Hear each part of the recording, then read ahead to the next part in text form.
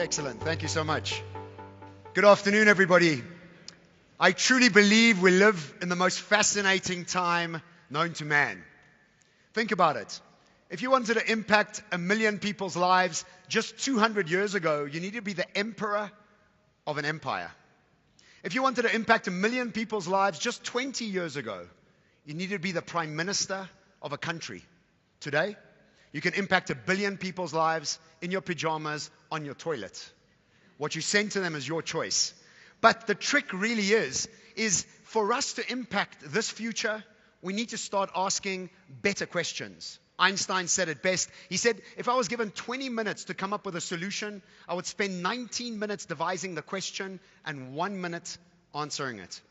What I want us to do today is get to understand that gamification is going to be touching every aspect of our lives.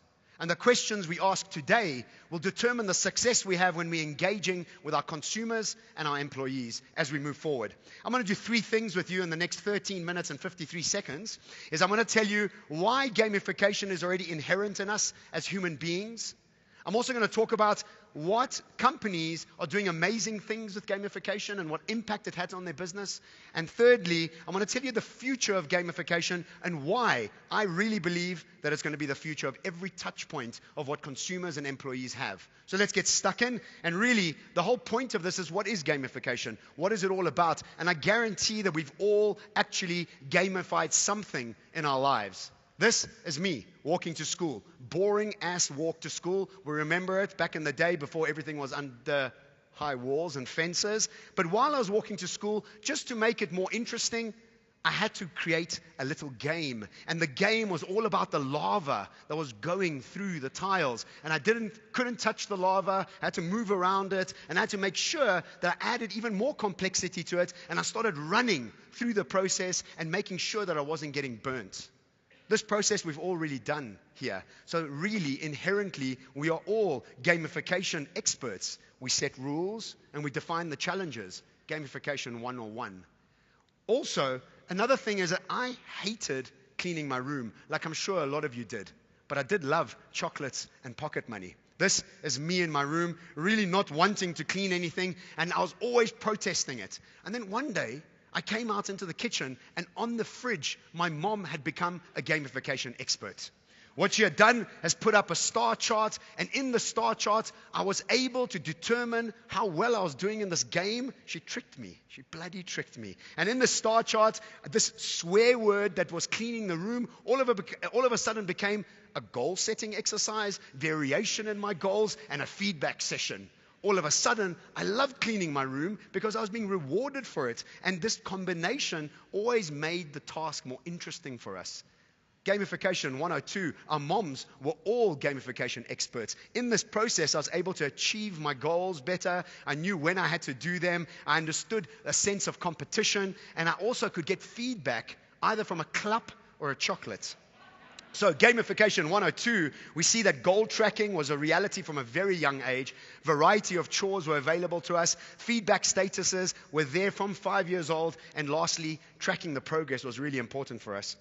Last story. See this house in a tree? It wasn't the one I built. The one I built was a lot shitter than that. But what used to happen in this tree house was a lot of magic, right? We used to go in there and play like innocent games. Wrong. There were intricate murders in this place. We used to play doctor with girls, obviously. And who was the boss of the sort of space, right? And in this space, I realized that even in our own world of creating these imaginative places, we were all gamification experts at heart. We were all about play, explore, and discover. And when I started putting this talk together, I started realizing that really the things that we were doing as kids were all about gamification. So the gamification aspect and how it's going to affect us moving forward into the future are inherent in us already as human beings. But where did it all start? The idea of gamification, or as Lee had a new word, fidgetal. There's new words all over the place. And gamification was actually invented by this gentleman here. He coined it in 2002. And gamification was really about taking the game mechanics and applying it to something serious in order to motivate people moving forward. And the first time we see in recorded history that gamification became a structure was in the Soviet Union, when this cat over here wanted to create a new form of recognition for the staff or the employees of the state without giving them cash. And the first hipster gamification consultant arrived. His name's J.V. Stalin, and he also was the whole process behind rewarding people without monetification. And they came up with this great idea, and it's all about increasing productions by giving them this medal, like a chocolate or a sweet, like my mom did. Order over the red Labour banner was really the beginnings of gamification. And because I've got 9 minutes left, I'm not going to be able to give you any others. Let's talk about which companies have done amazing things with gamification as now in modern times. And we see that the first company that actually introduced it into the consumer space was American Airlines. How many of you got air miles here right now? Hands up, hands up. We're all playing games already, and we love them, don't we? We also see that Holiday Inn in 1983 then introduced it in the loyalty fashion. We see that National Car Agency introduced it into the sort of car rental space, and the American Army jumped on this in 2002 and created a whole game where people could experience the Army and in the space in a game format before they even joined. We also see that science is now using gamification to solve a whole bunch of problems that weren't able to be solved before, and something Eskom should be picking up on, O-Power, the game that helps families compare themselves to each other and how much little game power that they're actually using. Currently, right now, we're seeing some amazing results from gamification. The first one that I really love is McDonald's till training games. What they did was, because of the game they introduced, to shave off 7 seconds from every single customer that came. They made £23.7 million a year based on all their McDonald's from shaving 7.9 seconds off each customer that arrived through a game. We also see that Nike did this amazingly well by creating communities of runners around the world and making us fitter, run faster through the process of gamification. LinkedIn was able to get a whole bunch of people to sign up to become all-stars, and through the process you were able to be seen by everybody on LinkedIn, and if you didn't fill in and play this game, you were actually held back from being seen by everybody. We see that Discovery is now larger than both Liberty and MMI combined and is a fraction of the age, all based on the fact that they've gamified health. In fact, I don't even think Discovery is an insurance company. They're a gamification platform that happens to sell insurance. And we see that Brush Monkey really is now starting to make gamification aspects into the household. This kid can now brush his teeth. It's connected to the phone. He can watch the monkey dance, and he can't stop brushing his teeth until the monkey has stopped dancing. Every single touch point of our lives will be rewarded, recognized, and gamified. Let's talk about the future as we start moving into it. And they reckon that every aspect of our lives, even cutting cucumber, will become a game for us in order to start being rewarded and recognized. But let's move into the future. And all of this is really powered by computing power. And the latest thing we have with computing power is quantum computers. And quantum computers is really what's going to be the game changer in this process. Read with me from Singularity University in San Francisco. This is what they write about quantum computers. Development of a quantum computer would mark a leap forward in computing capability far greater than that from the abacus to a modern-day supercomputer, with performance gains in the billion-fold realm and beyond. One sentence there. Forward in computing capability far greater than that from the abacus to a modern-day supercomputer. That's how much faster quantum computing is going to be, and it's just around the corner. This is the fastest computer we have on Earth at the moment. It's in China, and it needs its own nuclear reactor to power up. This is a quantum computer, and it uses a pittance of power compared, and it does things billions of times faster. Together with quantum computing, we have the launch of something called Internet Protocol 6, which moved from Internet Protocol 4. They skipped 5 for some reason. I have no idea why, but read with me. Internet Protocol 4 allowed for 4.5 billion devices to be connected to the net. With Protocol 6, we'll have the ability to connect 78 octillion devices. That's 78 billion devices will be connected to the net, meaning that everything from plates, pacemakers, literally every grain of sand on Earth can have its own IP address. Welcome to the Internet of Things. This, together with quantum computers, with communication becoming almost free for us. In fact, it will be free in 5 years thanks to Google's Loon project, Tesla's 4,425 satellites, and Facebook's solar drones, as well as Virgin. Together, what they're doing is blanketing our Earth to give us all free, fast Wi-Fi, together with India's first $2 smartphone that's just been launched. Same smartphone you have in your pocket that costs 10 to 20,000 Rand, just for $2 is going to be the game changer that's going to allow us to access every touch point of our lives. And this is what the stats look like. In 2010, there were 1.8 billion people connected to the net. This year, there's 3 billion people connected to the net. And in the next 5 to 7 years, we'll have 8 billion people connected to the internet. Don't forget, you're on your toilet in your pajamas. You have access to all these people, the biggest market ever known to man. And what's happening through this process is that we are changing our relationship to the internet. We are changing and getting to know digitization and technology a lot better. In 1998, when it was just coming out, the rule was don't get into a stranger's car and definitely don't meet people from the internet. Remember that? When you're on a chat room thinking you're talking to some hot chick, and it wasn't. What's happened now in 2017 is that because we're starting to get to know the internet better, these are the rules. Literally call a stranger from the internet and get into their car. It's called Uber. You see, we're getting to grow up with the internet now.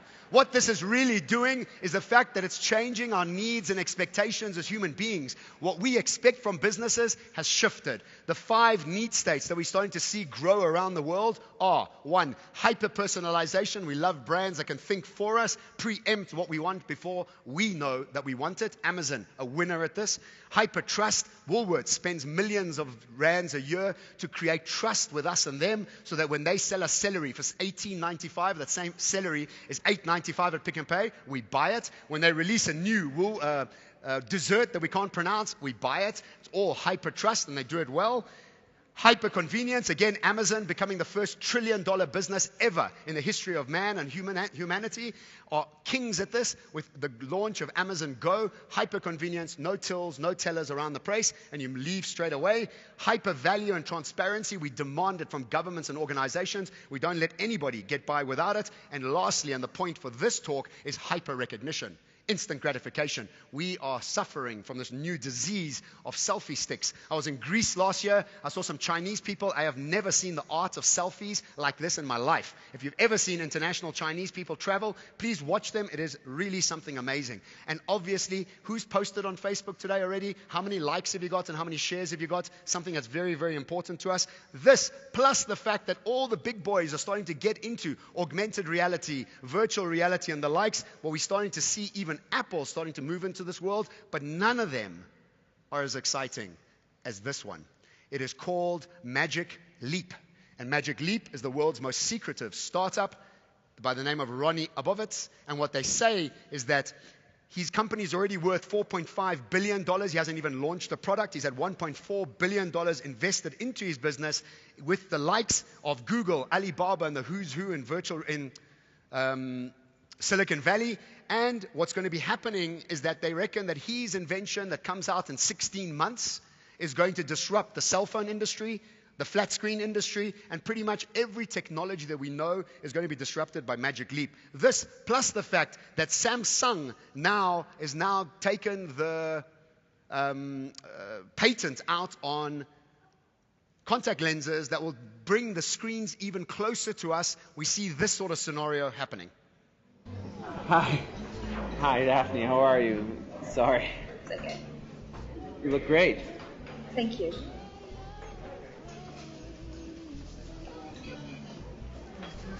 Love your jacket. Thanks. It's a sports jacket, so it's a lot less official than it looks. What do you mean? Sorry? What's the difference between a sports jacket and a normal one? I guess a sports jacket is for people who want to look good even when they're chased by the police. Oh. Yeah. It's already posted it. Anyway, I hope you're hungry. This Yeah. place has the best burgers in town. Oh, actually, I'm vegetarian. Oh, Yeah. really? Because you didn't say it on your profile, so... Well, I don't write everything on my profile, so. You get the picture. I've got a lot of these videos. The truth is every single touch point of our lives is going to be gamified. 1, we do it naturally already. Two, our need states are moving towards a place where hyper recognition, hyper reward, and gamification is becoming more and more important for us. We see the major organizations around the world are dropping their annual appraisals, quarterly appraisals as well. It needs to be instant. And thirdly, with quantum computing coming up and Magic Leap, when all the gamification and augmented reality will be right here next to our eyes, I have no doubt it will become the future. So don't forget, we play them inherently. Some major organizations are having some major wins because of it. All industries are starting to use it, all the way from nursing to KFC to the army. We're starting to see that quantum computing is about to start getting launched. Selfie sticks and hyper recognition is becoming a disease that we all have. And lastly, Magic Leap is about to launch and going to change everything. I hope you're ready to ask a new question about gamification. Thank you for your time. Cheers.